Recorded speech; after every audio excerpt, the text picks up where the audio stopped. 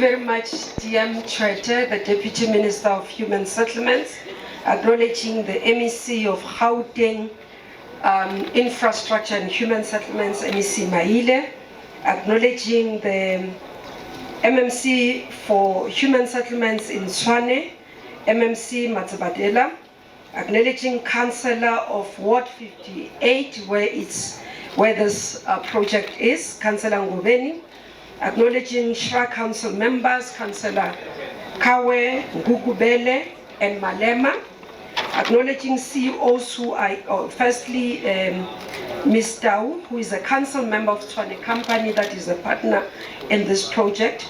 All CEOs that are here from Shra, I saw CISOs, I'm not so sure if I saw another CEO that is here from our entities, acknowledging all the DDGs that are here.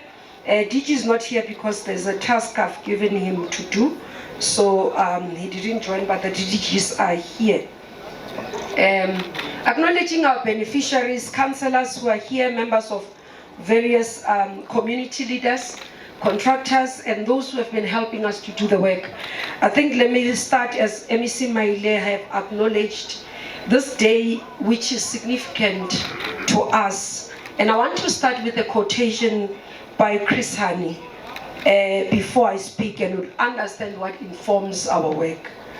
Chris Hani says, socialism is not about big concepts and heavy theory. Socialism is about decent shelter for those who are homeless. It is about water for those who have no safe drinking water. It is about health care. It is about life of dignity for the old. It is about overcoming the huge divide between urban and rural areas. It is about decent education for all our people. Socialism is about rolling back the tyranny of the market.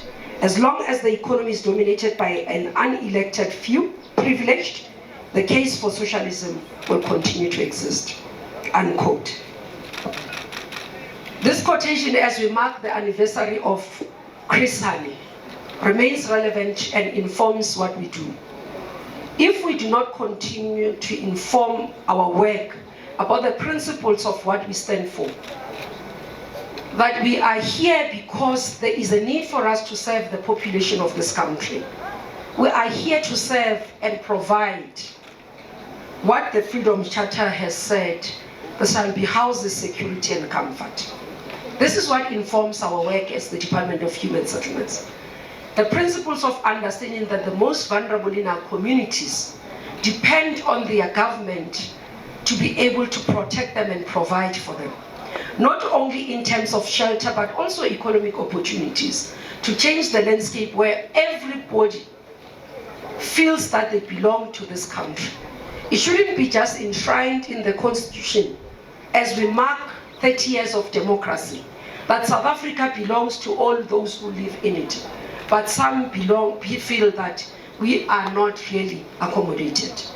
So the marking of 30 years of democracy is a reflection point for all of us. Those of us who are in government to say, are we continuing on the values and principles that has been laid by our forebears to ensure that the security, comfort, and houses for all, but also to ensure that the most vulnerable are protected, to ensure that there is economic opportunities for the people who actually have been the faces of poverty. Why we champion, DM talks about the championing of women in construction, is to understand that across racial lines, women were regarded as perpetual minors by apartheid government. Neither women could own a property, nor could they have a company to run.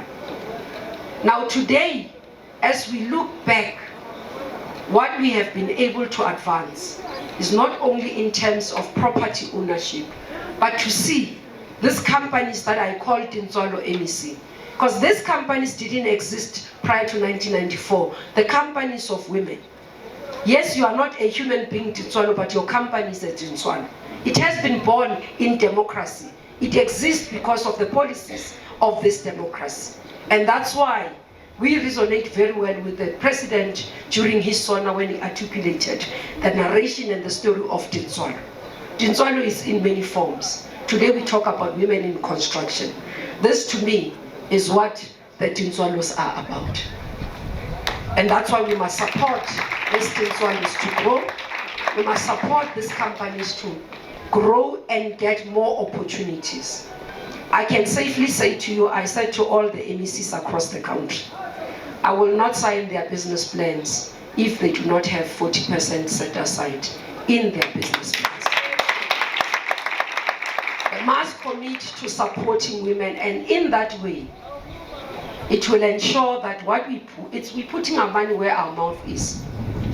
So we are currently in the process, we are signing. Some of them have been turned back. I'm told my team, they had the meeting. I'm expecting by next week, MEC, all of them will be signed off because the technical teams have met. But these are the things that when we commit to. On the 8th of March, we committed to women that we are going to support them, and we are. We'll roll out in terms of young people and people with disabilities. All of them, SHRA has set aside as well in their APPs. You can check them on Parliament. So we're not just saying this is what we are going to do, but we implement what we are doing. Today, as well as we are here in this area, and I think Council Member of SHRA, Ndate Kawe, Jacob Kawe, explained, you know, if you talk in Tshwane, people of Tshwane, it has a demeaning manner of some sort. Because it's cheap and everything. Is it not true? But today we are redefining Marabastad. Because that's what we are about. When we talk about transforming the apartheid landscape, the legacy of apartheid, it's about transforming our places to give dignity to our people. Today we are giving dignity to Marabastad. To say it's a place where it has beautiful houses, which are secured, which are affordable, and all of us can live in. That's the transformation we talk about. This is what Comrade Chris Hani talked about. When we say we must be able to ensure that the rural areas and urban areas, as we go forward, are the same. Where we do not have people migrating into urban areas and they live in squalor because that's what they can afford.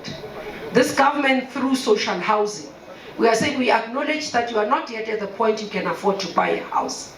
Therefore, we are going to provide a subsidy so that you can have an affordable rental space closer to where you work, but which is secure, which is comfortable in your space. I met a young person, a queer community person, who said to me, I'm welcome into my safe space.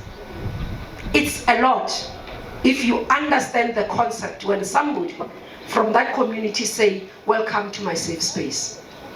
And I said to her, thank you very much, because this really narrates that we are actually living to the principles of our democracy. As we celebrate 30 years, I'm happy to hear that you are finding safe spaces that are created by this government. Yesterday we were giving a house in Ekurhuleni to a child who's an orphan, grew up in an orphanage with no parents. And today a 20-year-old says, thank you government for giving me this house. It's a dignity for me. Actually, the lady who actually adopted her into a home yesterday was in tears to say, this is a boy I bought with almost 2 months. And to see government acknowledging that even orphans deserve dignity. It's a milestone that now, we provide services as human settlements. It's your BNG, commonly known as RDPs, for those who are vulnerable and those who are indigent. This are our senior citizens, this are our child-headed households, orphans, people with disabilities, and those who are vulnerable. But we have this product here. And I say this as MMC was saying. Offense was talking about that. That's why the issue we always articulate that in informal settlements, we know that almost 80% of the people who are there are not beneficiaries that must go to PNGs or RDPs. These are people who have an income. And that's why one of the vision is to expand on our social housing program. And I've said to Council of SHRA, we need to start moving. One option is full rental, but later as well we need to bring a product into space that is rent to buy, so that we close the loop. So we are hoping, as they do, as he said, Jacob said, Kawe said, they are working on our mandate. This is one of the mandates I've given them. But bring me a product and the modalities of it that will talk to rent to own. We have a first home financing, which we are financing first home buyers to be able to buy houses in partnership with the banks as they give you loans. They say to you, you are earning 22,000 based on them as commercial banks. They can't give you a bond. We say we will subsidize you as government so that banks can give you a bond. That's one of the products that we have.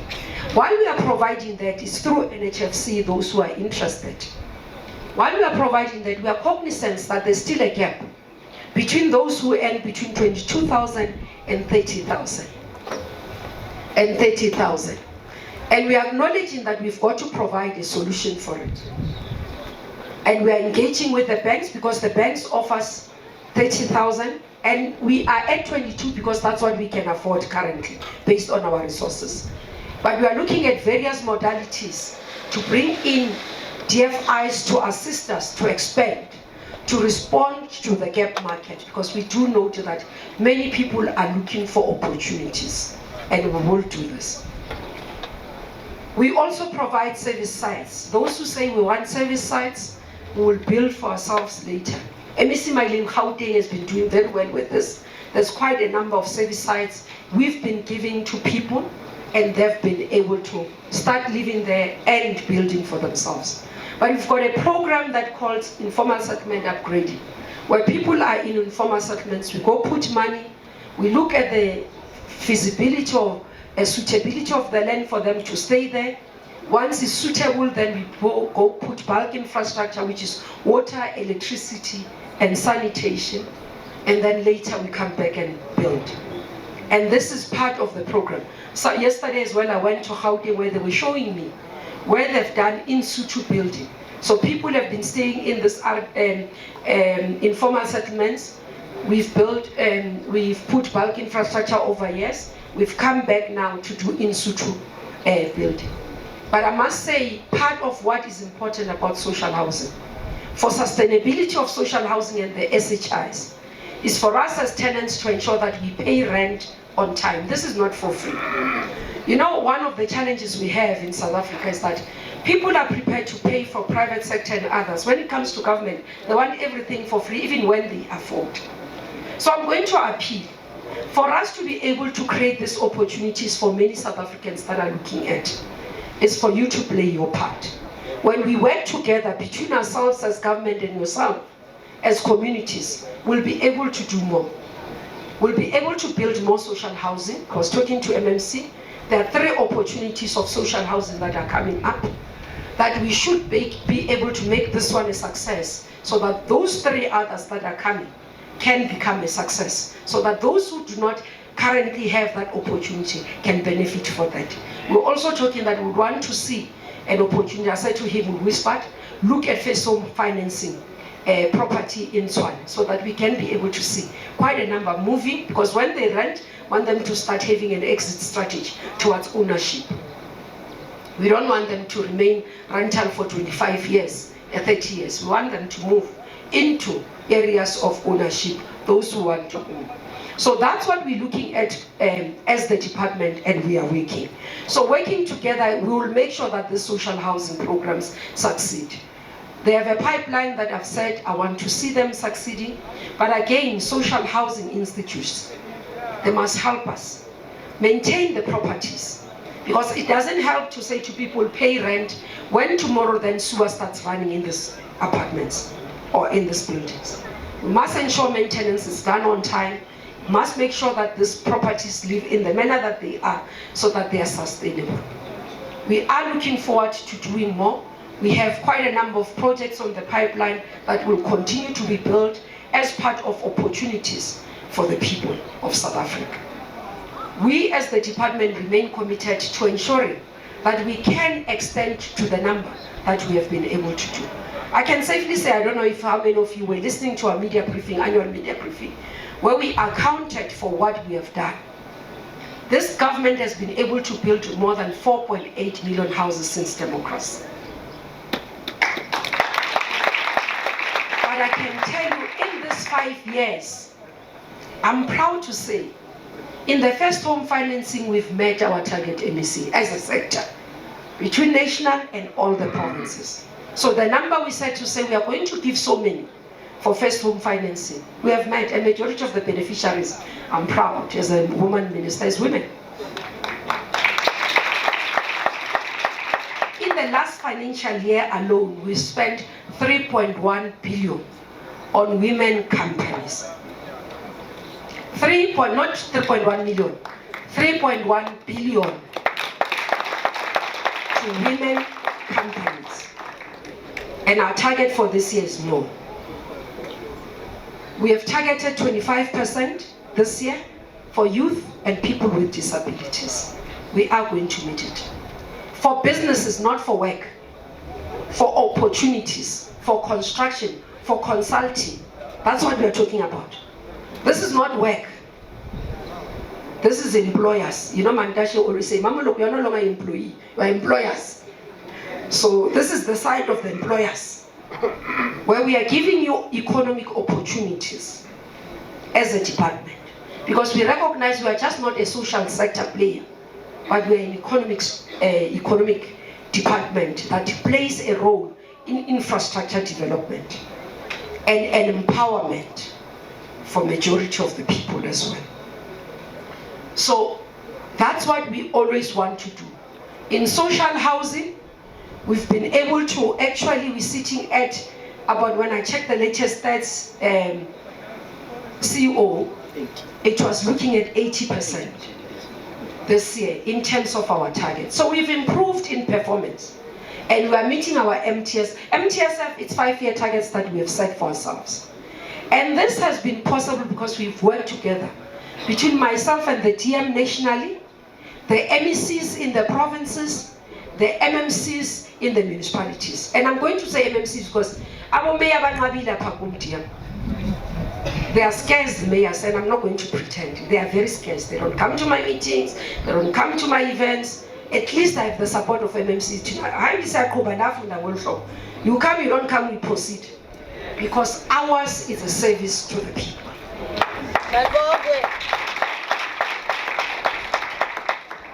I have no time to nurse egos because I don't have one.